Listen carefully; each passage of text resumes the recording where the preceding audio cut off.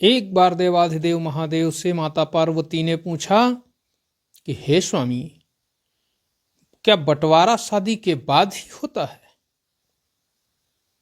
और क्या बंटवारा करने में सारा दोष महिलाओं का ही होता है, अर्थात बहुओं का ही होता है? तब भोलेनाथ ने कहा कि हे देवी, आपने बहुत ही उत्तम प्रश्न किया है। इस प्रश्न का उत्तर समस्त जगत को यह बताएगा कि बहुओं की और पुत्रों की क्या भूमिका होती है बंटवारे में। इन दोनों का दोष होता है या नहीं होता है। केवल अकारण ही व्यक्ति इन पर आरोप लगाया करता है। तो अब सुनाते हैं श्री महादेव जी वह कथा।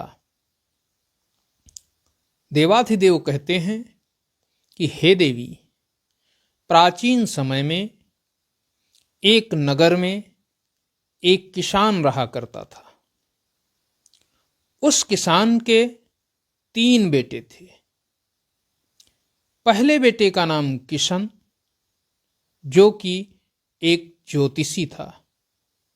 दूसरे बेटे का नाम राजू, जो कि एक व्यापारी था। और तीसरे बेटे का नाम रामू, जो कि केवल किसान के कार्यों में हाथ बटाता था और साथ ही साथ घर का सारा कार्य करता था। किसान, उसके 3 बेटे और उसकी पत्नी आराम से अपने घर में रहते थे। किसान ने कठिन परिश्रम करके अपने परिवार के भरण पोषण योग्य संसाधन जुटाए थे। इसलिए किसान ये सोचता था कि उसका घर कभी भी बंटवारे की आग से न झुलसे। मित्रों, समय बहुत बलवान होता है। समय बढ़ता जा रहा था। धीरे धीरे एक दिन ऐसा आया जब किसान के 3 पुत्रों की शादी हो गई और बड़ा पुत्र ज्योतिषी का कार्य करने लगा। छोटा पुत्र, जो मझला पुत्र था, वो व्यापारी का कार्य करने लगा। और छोटा पुत्र पिताजी के साथ किसानी में उनके साथ जुटा रहता था। उसने कोई अतिरिक्त रोजगार नहीं अपनाया। पिता वृद्ध होने लगा और एक दिन उसके देहांत का समय जब नजदीक आया तो उसने अपनी पत्नी को बुलाया और अपनी पत्नी से कहा कि सुनो जी, मैंने आपसे पूरे जीवन में कुछ नहीं मांगा, लेकिन आज जब मेरा समय निकट आ गया है, मैं तुमसे दूर जाने वाला हूं, तो तुमसे एक वचन मांगता हूं। पत्नी ने जब अपने पति के मुख से ऐसे शब्द सुने तो उसकी आंखों में आंसू आ गए और आंखों के आंसुओं को पोंछती हुई उसने कहा, कहिए स्वामी, क्या कहना चाहते हैं आप? कौन सा वचन लेना चाहते हैं हमसे? जो भी वचन आपको चाहिए होगा, मैं अपने प्राण देकर भी आपके वचन को निभाऊंगी। जब ये बात किसान सुनता है तो वह अत्यंत ही प्रसन्न हो जाता है और अपनी पत्नी का हाथ अपने हाथों में लेकर कहता है कि सुनो, मैं ये चाहता हूं कि मेरी मृत्यु के बाद भी मेरे पुत्रों में आपसी बंटवारा न हो, और बंटवारा यदि हो जाएगा तो हमारी सारी मेहनत पर पानी फिर जाएगा। मैंने जिन सिद्धांतों का पालन करके सबको एकत्रित करके इस मुकाम तक मैं पहुंचा हूं, वह सब धराशायी हो जाएगा, उसका कोई मतलब नहीं बचेगा। तब किसान की पत्नी कहती है कि मैं ऐसा कभी नहीं होने दूंगी और मैं जब तक जीवित रहूंगी अपने पुत्रों में कभी भी बंटवारा नहीं होने दूंगी। किसान पत्नी के द्वारा दिए गए इस वचन को सुनकर मन ही मन अत्यंत प्रसन्न होता है और कुछ ही क्षणों के बाद किसान का देहांत हो जाता है। मित्रों, ये बात केवल और केवल उसकी पत्नी ही जानती थी इसके बाद किसान का क्रियाकर्म होता है और क्रियाकर्म होने के बाद कुछ दिन तक तीनों भाई एक साथ रहते हैं। फिर समय बदलने लगता है। एक दिन की स्थिति ऐसी होती है कि जो ज्योतिषी भाई था वह भी अपने ज्योतिष से ढेर सारा पैसा कमा लेता था। साथ ही साथ बहुत सारे लोग उससे मिलने आते थे। उसका परिचय बहुत बड़ा हो गया था। दूसरा बेटा राजू, जो कि एक व्यापारी था, उसने भी व्यापार को और अधिक बढ़ा लिया था। इसकी वजह से उससे भी ज़्यादा से ज़्यादा लोग जुड़ने लगे थे। लेकिन सबसे छोटा बेटा जो रामू था, वह किसान के साथ ही हाथ बटाता था। इस वजह से उसने किसान के देहांत होने के बाद उनके सारे कार्यों को करना स्वीकार कर लिया। वह सारा दिन खेती का कार्य करता था। उसके बाद जब घर पर आता था तो घर के सारे कार्य करता था। अब ज्योतिषी के पास भी पर्याप्त पैसा था किशन के पास, इसलिए किशन की पत्नी भी पूरे ठाठ बाट के साथ रहती थी और राजू की पत्नी भी पूरे ठाठ बाट के पास साथ रहती थी, क्योंकि दोनों के पास ही पर्याप्त पैसा था और दोनों ही टहलने जाते थे। एक दूसरे को साथ लेकर के कई कई दिन तक बाहर रहते थे। इधर छोटे बेटे रामू की जो पत्नी थी वह रामू के साथ ही घर के कार्यों में व्यस्त रहती थी। मित्रों, समय बदलता गया। एक समय ऐसा आ गया जब रामू की पत्नी पूरी तरह से घर में नौकरानी के रूप में दिखने लगी। कारण ये था कि बड़ी बहू और मझली बहू तो कोई कार्य करती नहीं थी। घर का सारा कार्य रामू की पत्नी ही किया करती थी। लेकिन जब प्रतिदिन वही कार्य करना होता है, साथ में उसकी जो जेठानियां थीं उनके द्वारा कोई भी कार्य नहीं किया जाता। वह अपने कमरों में पड़ी रहती हैं। साथ ही साथ खाने पीने में भी उनके लिए अतिरिक्त चीज़ों का प्रबंधन उनके पति कर देते थे, जबकि रामू के पास उन सारी चीज़ों का प्रबंधन करने के लिए पर्याप्त धन ही नहीं होता था। समय बहुत बलवान होता है, मन के अंदर विकार उत्पन्न कर देता है।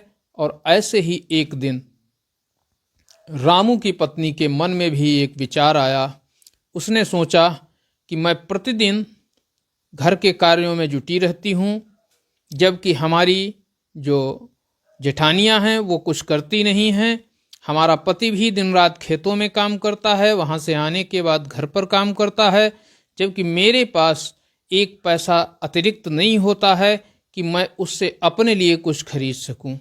ऐसा सोचकर उसने एक दिन अपने पति से कहा कि ए जी सुनो, मेरे मायके से आमंत्रण आया है और मैं चाहती हूँ कि तुम मेरे साथ मेरे मायके चलो।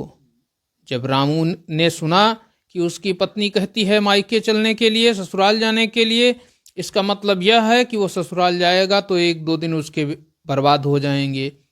पत्नी को यह पता नहीं था कि इसी समय पर गेहूं की बुआई चल रही है और गेहूं की बुआई में अगर 2-4 दिन भी लेट होगा तो उसकी फसल मर जाएगी, अर्थात किसानी चौपट हो जाएगी। ऐसा सोचकर रामू अपनी पत्नी से कहता है कि सुनो, तुम ऐसा करो कि तुम अकेले ही अपने मायके चली जाओ और मैं किसानी का कार्य देख लेता हूँ, क्योंकि मेरे वहाँ जाने से हमारी किसानी भी चौपट हो जाएगी। तब रामू की पत्नी कहती है कि नहीं, ऐसा नहीं संभव हो सकता। मैं चलूँगी तो तुम्हारे साथ चलूँगी, वरना मैं भी नहीं जाऊँगी।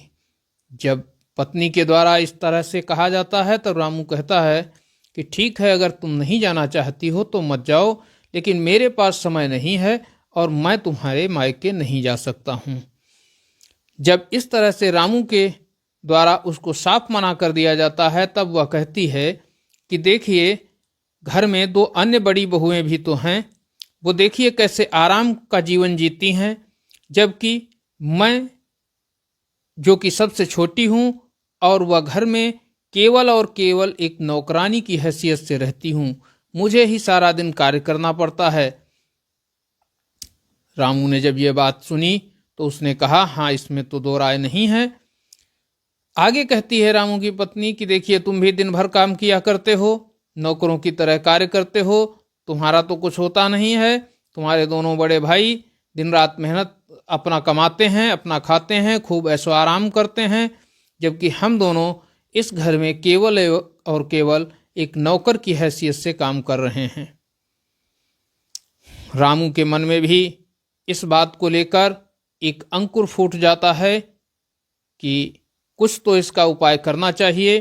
तब रामू की पत्नी कहती है कि मैं ये चाहती हूं कि आज के खाने पर तुम बंटवारे का प्रस्ताव रख दो, और जब बंटवारा हो जाएगा तब हम दोनों को भी समय मिल जाया करेगा कि हम भी अपने कार्य करने के बाद अपने नाते रिश्तेदारों के यहाँ टहल आएं, बाहर घूम आएं, जिससे हमारा भी मन चेंज हो जाया करे। रामू कहता है ठीक है, मैं तुम्हारी बात को सबके सामने रखूंगा। उस दिन जब खाने का समय होता है तब तीनों ही भाई और पूरा परिवार एक जगह एकत्रित होता है। तब रामू अपनी माँ से कहता है कि हे माँ, भाइयों से कहो कि अब ऐसा करें, समय बहुत हो गया है, अब बंटवारा कर लें, क्योंकि पिताजी भी नहीं हैं। यदि बंटवारा नहीं करते हैं तो स्थितियां धीरे धीरे बिगड़ जाएंगी। ज्यों ही रामू के मुंह से ये शब्द उसके दोनों बड़े भाई सुनते हैं, वह तुरंत ही कह उठते हैं कि तो ठीक है, यदि तुम्हारा मन है बंटवारा कर लिया जाए तो बंटवारा कर लिया जाना चाहिए। तुमको लगता होगा कि तुम ज़्यादा काम करते हो। तभी वो बड़ी जो दोनों बहुएं थीं वो कहने लगती हैं कि मैं तो बहुत दिनों से चाह रही हूं कि बंटवारा हो ही जाए इस घर का। कमाते हैं हमारे पति और ये तो आराम से खाते हैं, इनको करना तो कुछ है नहीं। वही लेकर के हल चले गए खेत को और बस खेत पर रुके और उसके बाद घर आ गए। इसके अतिरिक्त तो इनके पास कोई काम है नहीं, बाहर से तो 4 पैसे इनके आने नहीं हैं। इसी घर में खाना है, इसी में रहना है। 2 लोगों का मेरा परिवार है, 2 लोगों का इनका परिवार है, और ये तो पूरा जलवा काट रहे हैं। तब वो किसान की पत्नी इन बातों को सुनकर अत्यंत परेशान हो जाती है, क्योंकि उसने तो अपने पति को वचन दिया था कि उसके जीते जी उसके बच्चों के अंदर बंटवारे की भावना कभी भी बलवती नहीं होगी। लेकिन आज उसके सामने ही ऐसा दृश्य उपस्थित हो गया था जो कि बंटवारा सुनिश्चित करने वाला था। तब उसकी माता ने कहा कि देखिए, ऐसा करिए कि बंटवारा तो अब अवश्यंभावी हो गया है, लेकिन हमारे घर की एक परंपरा रही है कि जब भी हम कोई नया कार्य करते हैं तो उससे पहले हम जगन्नाथ जी के दर्शन करने के लिए जाते हैं। तो ऐसा करिए, पूरा परिवार एक साथ चल करके पहले जगन्नाथ जी के दर्शन करते हैं, और दर्शन करने के बाद जब वहाँ से आएंगे तब फिर बंटवारा किया जाएगा। एक दिन निश्चित कर दिया गया। सबने माँ की बात मानी और कहा ठीक है माँ, चलो हम सब मिलकर जगन्नाथ जी के दर्शन करने के लिए चलते हैं। तीनों ही पुत्र, उनकी पत्नियां और किसान की पत्नी, ये सभी 7 के 7 सदस्य जगन्नाथ जी के दर्शन के लिए वहां से निकल लेते हैं। मित्रों, जगन्नाथ जी दूर दक्षिण पूर्व क्षेत्र में पड़ते थे। वहां जाने में कई दिन लग गए। सारा प्रबंधन करने के लिए पैसे भी साथ लेकर के गए थे, एक पोटली में पैसा था। फिर जगन्नाथ जी के दर्शन किए गए। दर्शन करने के बाद जब वहां से किसान की पत्नी निकली तो उसने कहा कि देखिए, दर्शन करते करते बहुत थकान आ गई है, तो ऐसा किया जाए कि पास में ही ये जो होटल है इसमें भोजन कर लिया जाए। उस समय पर भोजन करने के लिए उसने इच्छा प्रकट की। तो तीनों भाइयों ने कहा हाँ माँ, सही कह रही हैं आप, थक भी गई होंगी, इसलिए ऐसा किया जाए कि भोजन करके कुछ समय तक विश्राम कर लिया जाए, उसके बाद पुनः प्रस्थान किया जाएगा। मित्रों, भोजन जब करने के लिए किसान की पत्नी वहां पहुंची तो उसने अपने बेटों से कहा कि अरे ये क्या हो गया, पैसों की जो थैली थी उसको तो मैं कहीं छोड़ आई, वो तो मुझसे भूलवश कहीं रह गई। अब तो मेरे पास एक भी पैसा नहीं बचा है।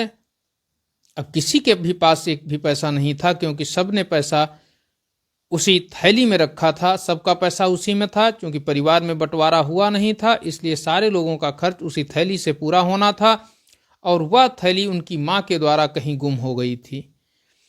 अब ऐसी स्थिति में क्या किया जाता? पूरा परिवार चिंतामग्न था कि अब कैसे क्या किया जाए। यहाँ से गांव तो बहुत दूर है, वहाँ को जाने का भी किराया हमारे पास नहीं है, अब हम क्या करें?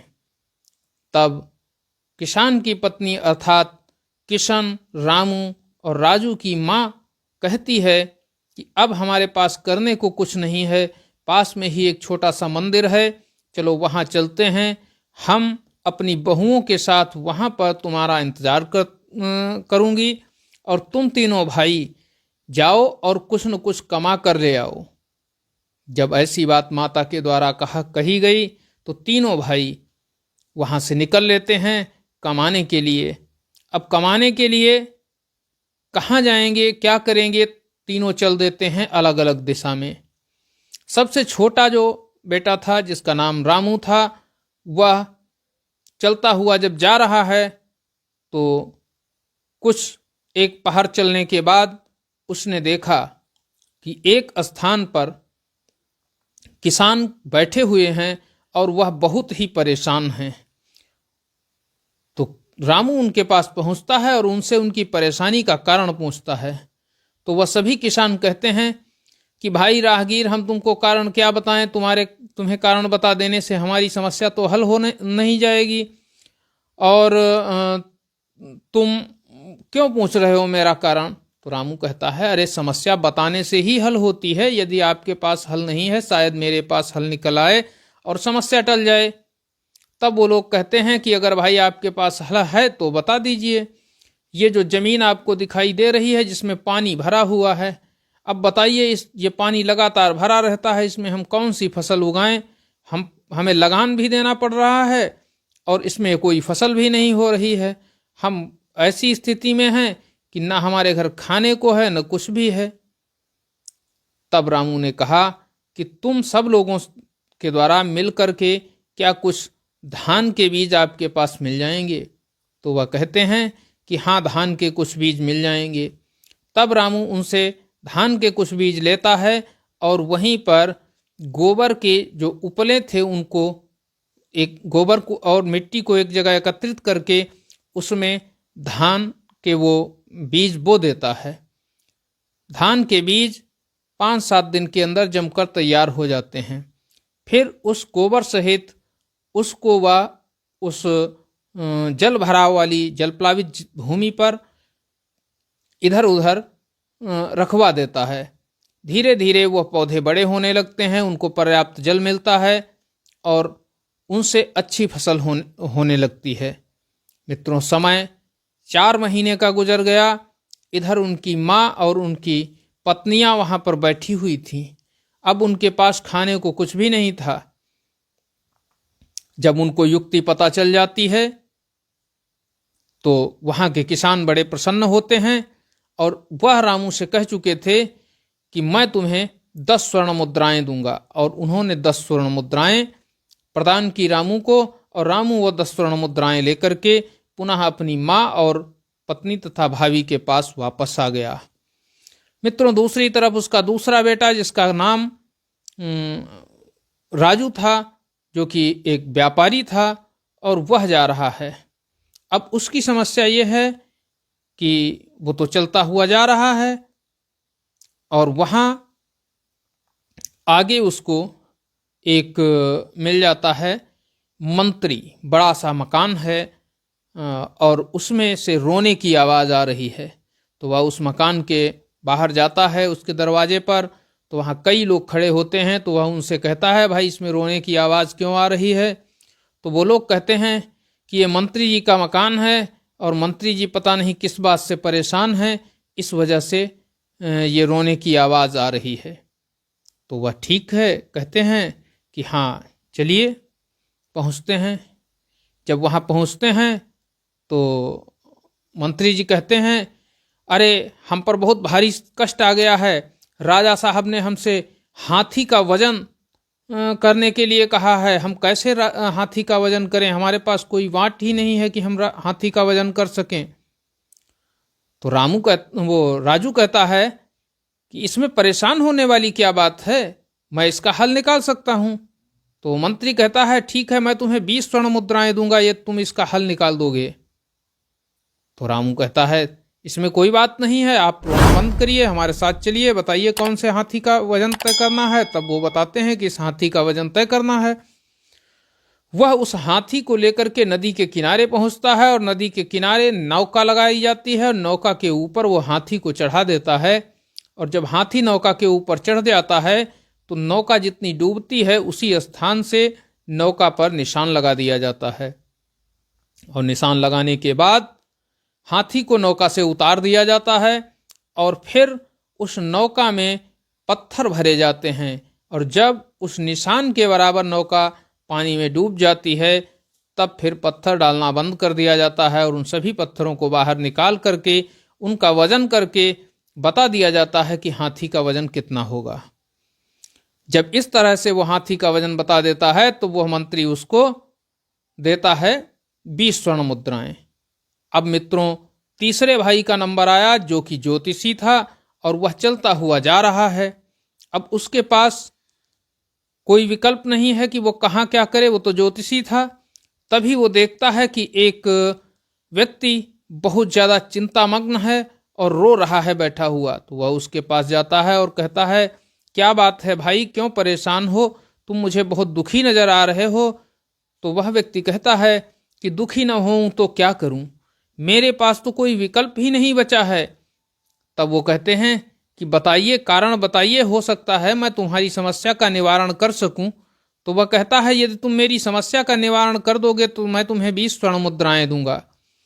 तो किशन कहता है कि ठीक है, आप अपनी समस्या तो हमें बताएं। तब वह व्यक्ति कहता है कि मेरे पिताजी का देहांत हो गया है, मैं 4 भाई था और मेरे आपस में बंटवारा हो गया है। सारी संपत्ति तो मैंने बराबर भागों में बांट दी है, लेकिन क्या करूं, मेरे घर में एक बिल्ली भी थी।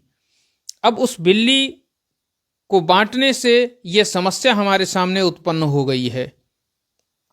किशन कहता है कौन सी समस्या उत्पन्न हुई है, बिल्ली को बांटने से क्या हुआ। तो उसने कहा कि बिल्ली को काट कर तो बांटा नहीं जा सकता था, इसलिए हम चारों ने मिल करके बिल्ली का एक एक पैर अपने अपने हिस्से में बांट लिया। लेकिन दुर्भाग्य मेरा यह था कि मेरी बिल्ली पेड़ पर से नीचे गिरी और उसका वही पैर टूट गया जो कि पैर मुझे हिस्से में मिला था। मैंने सोचा कि इसका पैर टूट गया है तो मेरे हिस्से का पैर टूटा है, इसलिए इसका ट्रीटमेंट भी मुझे ही करना है, उपचार मुझे करना है। और मैं उसका उपचार करने लगा तो उसके ऊपर मैंने तेल से भीगी हुई पट्टी बांधी जिससे कि उसका पैर शीघ्रातिशीघ्र ठीक हो जाए। पास में ही चूल्हा रखा हुआ था, मैंने सोचा इस चूल्हे के पास ही इसको बैठा दिया जाए जिससे कि ये पट्टी हल्की गर्म होती रहेगी और इसको शीघ्र राहत मिल जाएगी। मैं उस जगह पर बिल्ली को बैठाल करके अपने कक्ष में चला गया और शयन करने लगा। तभी उस चूल्हे से एक चिंगारी बिल्ली के पैर पर गिरी जिस पर कि मैंने तेल से भीगा हुआ कपड़ा लगाया था और वो तेल से भीगा हुआ कपड़ा जलने लगा।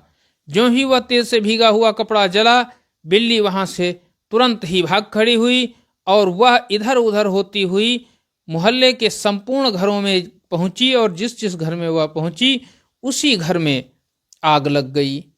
मित्रों, वो कहता है कि जब मैं सो कर के जगा तो मुझे पता चला कि मेरा पूरा मोहल्ला जलकर राख हो चुका था और चूंकि वो पूरा मोहल्ला मेरी बिल्ली के द्वारा ही जला था इसलिए सारा आरोप मेरे लोगों के ऊपर आया। अब दिक्कत ये थी कि उन 3 भाइयों ने मेरे कह दिया कि देखिए, ये जिस पैर से पूरा मोहल्ला जला है वो मेरे हिस्से में नहीं आता है, वह हिस्से में इसके आता है, अर्थात मेरे आता है। अब समस्या ये थी कि पूरे मोहल्ले के लोगों ने मिल करके हमारे ऊपर जुर्माना लगा दिया और उन्होंने कहा कि सारा जितना भी हर्जाना है वह हमें ही देना होगा। अब बताइए, पूरे मोहल्ले के मकानों में करोड़ों की संपत्ति जलकर राख हो गई है, बताइए हम उसका हर्जाना कैसे दे सकते हैं, कहाँ से देंगे? हमारी सारी संपत्ति बिकने के बाद भी हम उसका 10% हर्जाना देने योग्य नहीं हैं। तब किशन उससे कहता है कि तो इसमें परेशान होने की क्या बात है? तब वो कहता है अगर समस्या आप मेरी हल कर देंगे तो मैंने कहा है आपको 20 स्वर्ण मुद्राएं दूंगा। तो किशन कहता है तो ठीक है, आप 20 स्वर्ण मुद्राएं तैयार रखिए, तुम्हारा काम हो गया, चलिए मेरे साथ। किशन उनके साथ जाता है और उनसे कहता है पूरे मोहल्ले को इकट्ठा किया जाए। तो पूरे मोहल्ले को वो बुला कर लाते हैं, इकट्ठे होते हैं और उसके बीच में बातचीत होती है। वो पूछता है कि कैसे जला, क्या हुआ? तो सारे लोग बताते हैं कि इन्हीं के हिस्से में जो पैर था उसी में आग लगी, जिसकी वजह से सारा मोहल्ला जल गया, अतः इनको ही ये सारा हर्जाना देना पड़ेगा। तब किशन कहता है कि आप लोग ध्यान से सोचिए कि जिस पैर में आग लगी थी वह तो चलने योग्य था नहीं, बिल्ली उस पैर से तो चल नहीं सकती थी, चली तो वह अन्य 3 पैरों से है और उन्हीं 3 पैरों से चल करके वह आप लोगों के घरों में पहुंची है। और अगर उस पैर से चल सकती थी तो उसको इन्हें ट्रीटमेंट करने की क्या आवश्यकता थी? भाई उसका उपचार किया जा रहा था, इसका मतलब उस पैर से नहीं चली थी। सारे लोगों ने कहा हाँ उस पैर से नहीं चली थी। तो उसने कहा फिर 3 लोगों का ही तो दोष है, क्योंकि वो 3 पैरों पर चल करके आपके घरों में पहुंची थी, इनके चौथे पैर से तो चल ही नहीं सकती थी, अर्थात उसका कोई दोष नहीं था। तो हर्जाना ये क्यों देंगे? हर्जाना वो 3 लोग देंगे जिन पैरों पर चलकर बिल्ली आप लोगों के घरों में पहुंची थी, जिससे आग लगी। सारे लोगों ने किशन की बात को सहर्ष स्वीकार कर लिया और इधर वह व्यक्ति हर्जाना देने से बच गया। जब उसने देखा कि किशन के द्वारा इस तरह से उसको हर्जाने से बचा लिया गया है तो उसने तुरंत ही 20 स्वर्ण मुद्राएं उसे प्रदान की और 20 स्वर्ण मुद्राएं लेकर के किशन भी अपनी माँ और अपनी पत्नी के पास मंदिर में आ गया। जब तीनों लोग एक जगह एकत्रित हो गए तो कुल मिलाकर 50 स्वर्ण मुद्राएं एकत्रित हो गईं। 20 किशन की, 20 राजू की और 10 रामू की। 50 स्वर्ण मुद्राओं से सबने भरपेट भोजन किया तथा रास्ते का किराया भी हो गया और वो सारे लोग वहां से हंसी खुशी अपने घर की ओर वापस आ गए। जब सारे लोग घर पर आ गए तब उनकी माँ ने एकदम से वह थैली निकाली जिस थैली में सब पैसा एकत्रित था। तो सबने आश्चर्य से माँ की ओर देखा और कहा कि हे माँ, तुम तो कह रही थी कि यह थैली गुम हो गई है और हम लोगों को काम के लिए भिजवाया था। जब यह थैली आपके पास थी तो आपने इससे खर्च क्यों नहीं किया, हम लोगों को काम पर क्यों भिजवाया? तब उस माँ ने कहा कि देखिए, ये थैली मेरे पास थी, ये अच्छी बात थी, लेकिन मैंने स्वयं इसको गायब की थी। इसलिए गायब किया था कि यदि तुम तीनों में से कोई एक कमाने जाता तो हम लोग ना तो भरपेट भोजन कर सकते थे और ना ही घर तक की यात्रा कर सकते थे, किराया पूरा कर सकते थे। लेकिन तुम तीनों ने मिलकर जब कमाया तब इतना धन एकत्रित हुआ कि हम सब लोगों का पेट भी भर गया और वहां से घर तक का किराया भी प्राप्त हो गया। इसलिए यदि तुम अलग अलग हो जाओगे, घर में बंटवारा कर लोगे, तो तुम्हारा जो विकास होने वाला है वो विकास अवरुद्ध हो जाएगा। और जब विकास अवरुद्ध हो जाएगा तो स्वाभाविक है न तुम्हारी जरूरतें पूरी होंगी और न किसी दूसरे की। तीनों लोग अपने अपने स्थान पर गरीब हो जाओगे। इससे बेहतर यही है कि बंटवारा न किया जाए। और यही इच्छा तुम्हारे पिताजी की भी थी। उन्होंने मुझसे वचन लिया था कि मैं जब तक जीवित रहूंगी तब तक मैंने उनसे कहा था कि मैं अपने बच्चों के अंदर बंटवारे की भावना जागृत नहीं होने दूंगी। और आज मेरे सामने ही ये बंटवारे की भावना जागृत हो गई थी। तब वो तीनों भाई माँ के सामने हाथ जोड़कर खड़े हो जाते हैं और उनसे अपनी की गई गलती के लिए क्षमा मांगते हैं। साथ ही बहुएं भी हाथ जोड़कर माँ के सामने खड़ी होती हैं, उनसे अपनी गलती के लिए माफी मांगती हैं। जब ऐसी स्थिति उत्पन्न होती है और सभी मिलकर कहते हैं कि हे माँ, अब जब तक आप जीवित हैं कभी भी बंटवारा नहीं होगा और सारे लोग सारा पैसा एक जगह एकत्रित करेंगे, चाहे कोई 10 रुपए कमाए या 10,000, सारा एक जगह एकत्रित होकर के सारे लोग मिल करके विचार करके योजना पर काम करेंगे और अब कोई भी अलग होने की बात नहीं करेगा। मित्रों, जब इस तरह की स्थिति उत्पन्न होती है, माँ अत्यंत प्रसन्न हो जाती है। तब देवाधिदेव महादेव पार्वती जी से कहते हैं कि हे देवी, उस दिन से उस परिवार के अंदर ये स्थिति उत्पन्न हुई कि सारे लोग कमाई करेंगे और वह सारी कमाई एक जगह पर एकत्रित की जाएगी और आगे क्या करना है यह सब मिल करके उस पर विचार करेंगे और तय करेंगे कि अब आगे क्या होना है। सभी वस्तुएं बराबर सभी जो बहुएं हैं वह भी बराबर बराबर काम करेंगी और मिलकर रहेंगी। कोई ये नहीं कहेगी कि मेरे पति ज़्यादा कमाते हैं या कम कमाते हैं, क्योंकि यदि किसी बहू के अंदर ये भावना आ जाएगी कि उसका पति ज़्यादा कमाता है तो स्वाभाविक है घर में बंटवारे की स्थिति तुरंत ही उत्पन्न हो जाएगी। इसलिए हे देवी, कोई भी व्यक्ति बंटवारे का जिम्मेदार नहीं होता है। बंटवारे का जिम्मेदार काल होता है, अर्थात समय होता है, परिस्थितियां होती हैं। और जब परिस्थितियां ऐसी हो जाती हैं कि व्यक्ति अपनी जिम्मेदारियां भूल जाता है, व्यक्ति अपना स्थान भूल जाता है, तब परिवार में विघटन स्वाभाविक उत्पन्न हो जाता है और बंटवारे का रूप ले लेता है। इसलिए यह निश्चित नहीं है कि शादी के बाद ही बंटवारा होता है और बहुएं ही बंटवारा करवाती हैं। यह बात सर्वथा गलत है। माता पार्वती ने कहा कि हे देवाधिदेव, आपके द्वारा जो ये सीख दी गई है यह संपूर्ण मानव जगत के लिए एक उत्तम उदाहरण प्रस्तुत करेगी और जो भी परिवार एकल परिवारों की तरफ दौड़ रहे हैं वह एक बार पुनः संयुक्त परिवारों की ओर मुड़ करके पुनः एक सनातनी भारत का निर्माण करेंगे। ऐसा कहते हुए माता पार्वती अपनी बात को विराम देती हैं। मित्रों, साथ ही साथ ये कहानी भी आप समाप्त हो गई है।